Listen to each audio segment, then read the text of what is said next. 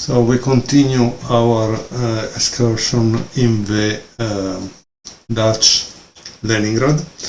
The following game is interesting, of course, because it's between two grandmasters, but because of the move order, because sometimes the move order makes a big difference. So d4, f5, c4 and f6, knight c3, d6. Okay, this is very interesting. You say, why it's very interesting?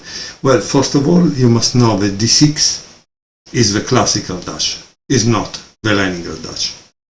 But why black played d6 and not g6? Because you must ask yourself why, right? Otherwise, why are you playing chess if you don't ask yourself questions? Because h4 would be the next move played, and this would be a big mess for black. Why would be a big mess for black, you say? Well, because you see, it's a kind of weak, that's the reality.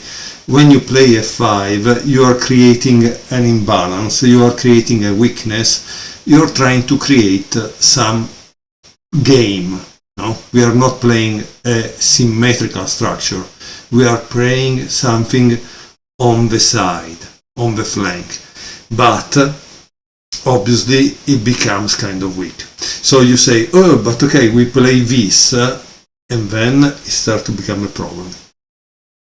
It starts to become a problem because once you open this, you're going even to sacrifice the rook on that, just to have that king move and then continue the attack with the other pieces. So it's a kind of gambit, but it can work, and it will surely work if you don't have too much time on the clock, like in the case of today when we play blitz, right? We play a lot of blitz, so we want to confuse our opponent, we want to surprise them. So that's why this game is very important for us to watch, because it gives us an idea of a move order. In this case, you need to play something like this to avoid a sacrifice, an attack on the side that could really dismantle your position. Okay? But it's not finished. After d6, there is bishop g5. And this is also not a joke. And now you see why d6 it's really important. Because if you play this, he will play this, and you have a very bad pawn structure. Is not what you want, right? How do you develop here your bishop? You can't, right? So clearly you cannot play g6. So as you can see, this game is really instructive because now you need to solve the problem of the double pawn on f6, right? How do you solve it? Thanks to d6, you created a d7 square that is free. Boom!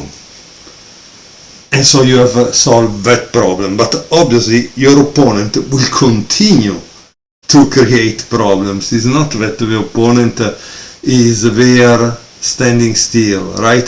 He also is a thinking human being and is trying to find a way to upset you. Next move that was played in that game was queen c2. So he is ready to castle, but is attacking this. At this point, yes, you have to defend it because there are not really other good moves. But at this point things are kind of good, because the queen is not anymore on this diagonal that can attack the king, okay? So that's a nice thing. Now, I don't want to be an hypocrite. The game continues with e3, because obviously the guy wants to develop. But if he played h4, because that's a possibility, right? What would you play? In this case, you need to play h6, okay? And then of course, when he plays something like this, you continue with your attack. So here you are well developed and you don't have a big problem because you are attacking. And so that's kind of good for black as a position, okay? Are there other possibilities? Of course. As you can notice, the queen is on c2, which means, and this is a thing that happened on d4, f5, or also f4, d5. Practically the idea is that in f4, d5, you fight for e5.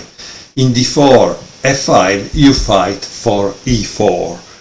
Like I mentioned in the previous video, you fight for squares, not only for developing the pieces. So, what would white play if he wants to fight for e4?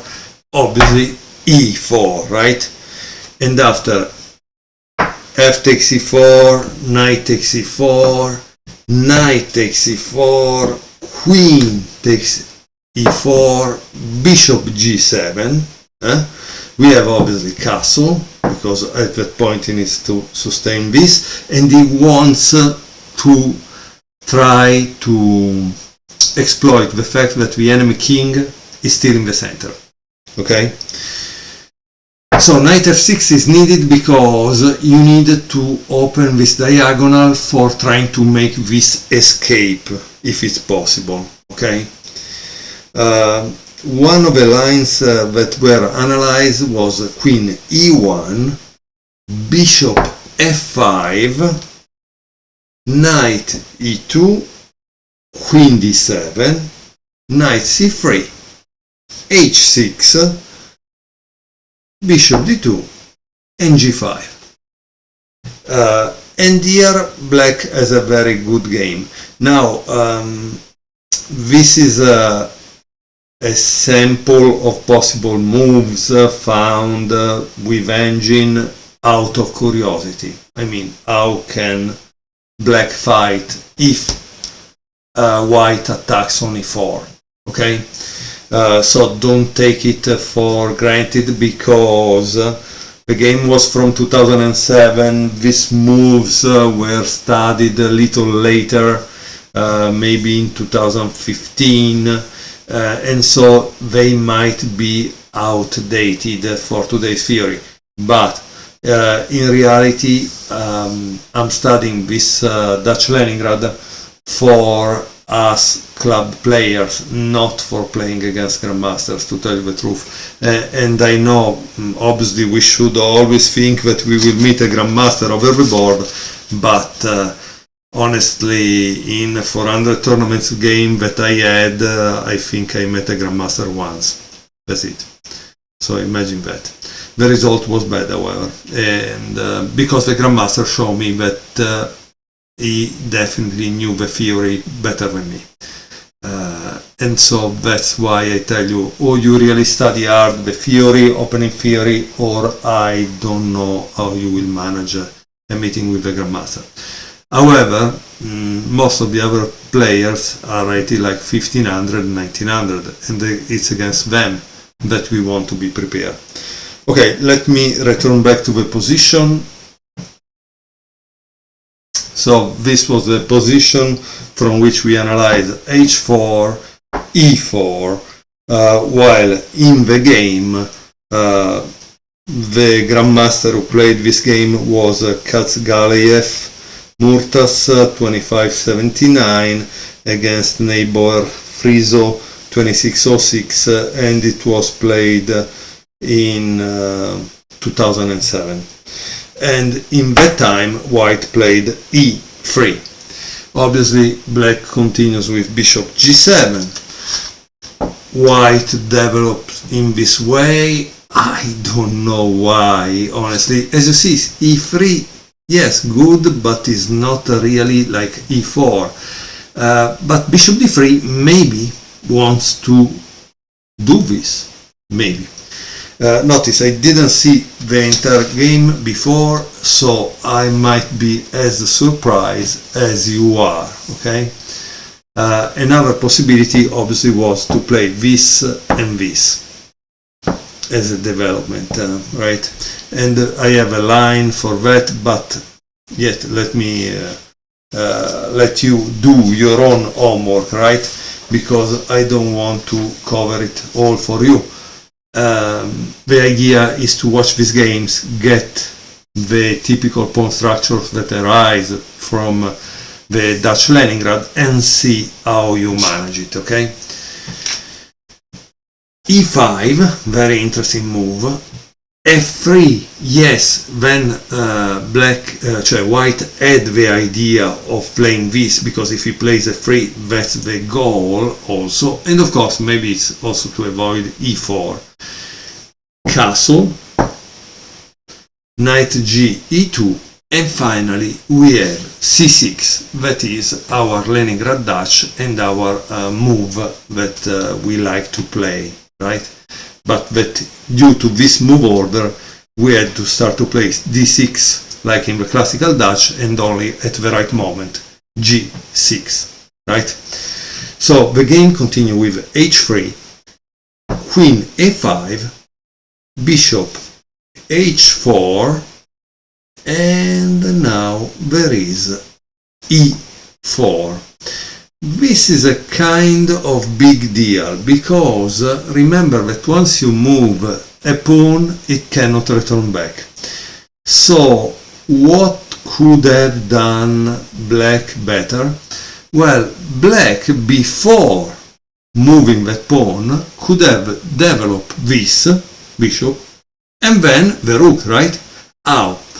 He could have played this, knight b6, castle, bishop e6, okay? And then after b3, to support this because it's attacked twice, you have rook a e8. So a good position for black, but also a good position for white. As you can see, opposite symmetrical pawn structures, good for both of them. Both of them have finished their development, and now they are going into the middle game. And here you need to make your own plans from this point on, which means that you need to take this position and play it against a sparring partner or a computer. Why?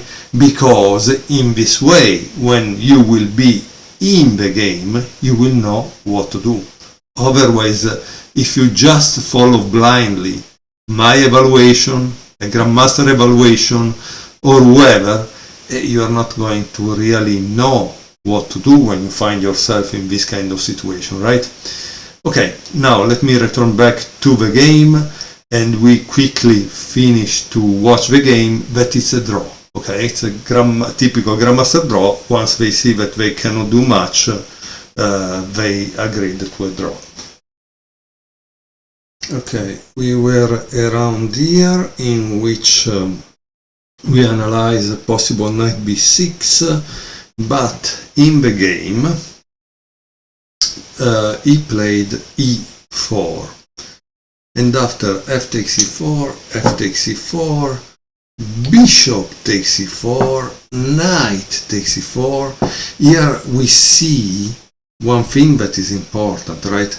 I don't know if you noticed, guys, but that was why this bishop had to go back, because he knew already that he would be attacked, right? So that's a kind of interesting.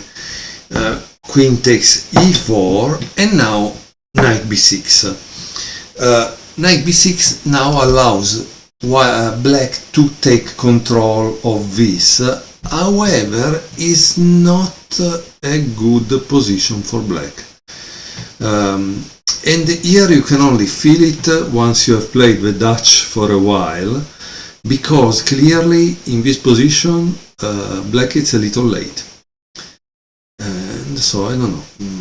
It's interesting. Obviously, it's not catastrophic, honestly. Here, white plays queen d3.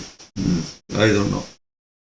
Doesn't seem right either. But obviously, he had to defend this and probably didn't want to play b3. So that's why. Queen a6, starting to attack again, b3, he created, as you can see, black created a weakness here and is continuously attacking, because now he has all of this in this diagonal, right? So d5, e4, d takes c4, and here he played queen d1. Very interesting. Queen a5, clearly they are pointing at this. Bishop e7, rook f7, bishop c5, knight d7, bishop d6. As you can see, I told you this is not a great position for black, because he has this rook totally out, 5. This is block 8 point less, just there. He is really lucky that white cannot really launch an attack, because also white's pieces are kind of uncoordinated. As you can see, this is the reason why we say the opening is finished when you connect the rooks. The rooks are not connected, so he cannot really attack. What does he do? What does he do? It's also for white is not a great position. You can see that. Queen g5, tack and tack and tack. So he's keeping an eye on this, but however is controlled by 2. Is attacking this, that's for sure, is preventing a possible castle on that side. Queen d2, queen takes g2, castle, because that was the idea of queen d2, no? That he wants to connect the rooks. And as you can see, sometimes also the idea of connecting the rooks can be done at the cost of a pawn, because black is still behind here. This is a -8, so it doesn't matter if you are 1 or 2 pawns down, but you can create an attack, right? Especially when the opponent is back in development. That's a fact. Okay, that's a fact. Knight b6, h4, he starts to attack. Bishop d4 finally brings out the piece that allows this to enter into the game. Rook h2. Wow, very interesting move. Very interesting move. Queen f3. Bishop f4. Rook takes f4. Knight takes f4. Bishop h6. And now there is rook f2. And here both the opponents have agreed to a draw. And you say, why did they agree to a draw? Because after bishop takes f4, you play queen takes f4, right? And after queen takes c3, you play king b1. And after bishop takes d1, and you say, well, I have won the game, right?